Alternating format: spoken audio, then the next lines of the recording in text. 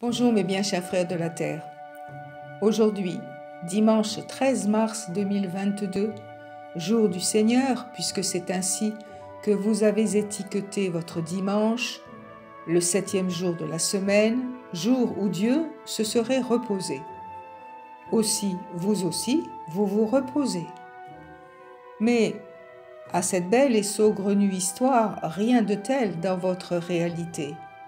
Et si effectivement beaucoup d'entre vous ne sont pas au travail ce jour-là, la marche de l'histoire, de celle de votre présent, qui s'inscrit immédiatement, instantanément dans l'immense bibliothèque de votre histoire, se poursuit.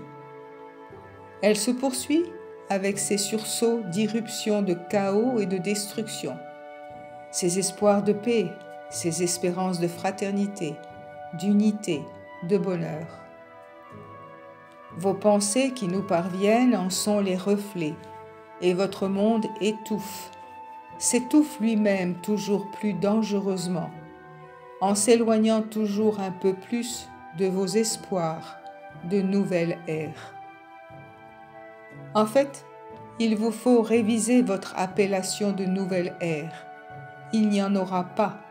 C'est toujours la même qui se prolonge, s'étire, se contorsionne en tous sens et vous broie. Je sais très bien que mes propos vont faire rire plus d'un d'entre vous et que vous me cataloguerez dans la case des collapsologues. Vous savez, ceux qui vous prédisent la fin du monde, la destruction de la planète et des cataclysmes en tout genre, y compris la guerre, les guerres. Rappelez-vous les révélations de la Vierge à Fatima en 1917, la troisième plus précisément, celle qui n'a pas été révélée et qui en fait est celle que vous devriez connaître maintenant. Aussi, je vais vous la révéler dans les grandes lignes toutefois, et je vous demande de bien écouter, enfin de lire attentivement mon discours. Il sera un temps où les peuples de la terre se feront la guerre et où un tel chaos existera que vous ne pourrez plus espérer retrouver la possibilité de vivre et d'exister. Mais pour contrer ce futur que je vous annonce, ce qui est encore possible, vous devez retrouver en vous l'amour de votre Créateur, vous unir, vous soutenir et chasser les groupes d'hommes qui dirigent votre monde et qui l'entraînent vers sa destruction. Vous y serez aidés, mais vous devez décider et faire preuve de sérénité et de courage. Je ne vous éclaire que sur la partie du message qui vous a été cachée, et je l'ai quelque peu agencé pour l'adapter à votre vocabulaire actuel. Il n'en demeure pas moins qu'il est d'actualité et que vous devez réfléchir, et vous ne pourrez pas dire que vous n'étiez pas informés. Mes chers frères de la terre, je vous demande pour ma part, et en accord avec le groupe d'intervention céleste qui m'accompagne et que je représente et dirige, de ne pas croire ou penser que vous ne réussirez pas, que vous n'avez pas les moyens de, les connaissances pour, etc. C'est faux. Vous avez toute puissance pour interférer, agir et vaincre. Nous vous l'avons dit, expliqué, répété encore et encore. Et faites comme la publicité qui vous dit « Look up ». Ouvrez les yeux, les oreilles et surtout, ouvrez votre cœur. Priez, regroupez-vous, agissez à votre niveau. Famille, amis, quartier, district, élus, pétitions, fondations, associations, groupes d'intervention dans tel ou tel domaine de soutien, d'entraide.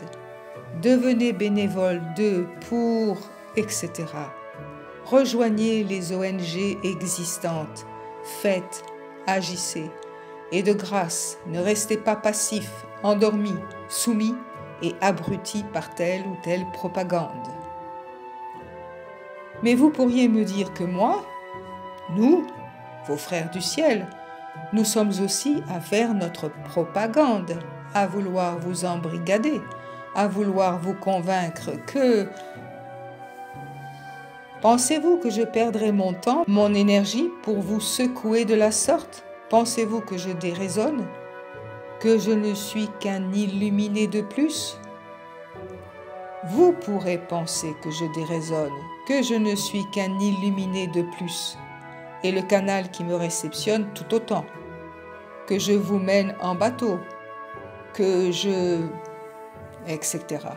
Oui, vous le pouvez.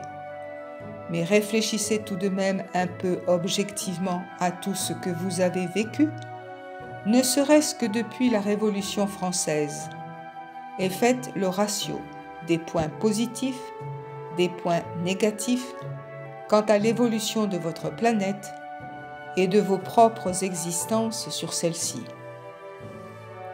Quant à ma présence à vos côtés, elle est constante, et elle le sera toujours plus, car vous tous, vous êtes nos frères, et nous-mêmes, pour la plupart, nous nous sommes incarnés sur votre terre.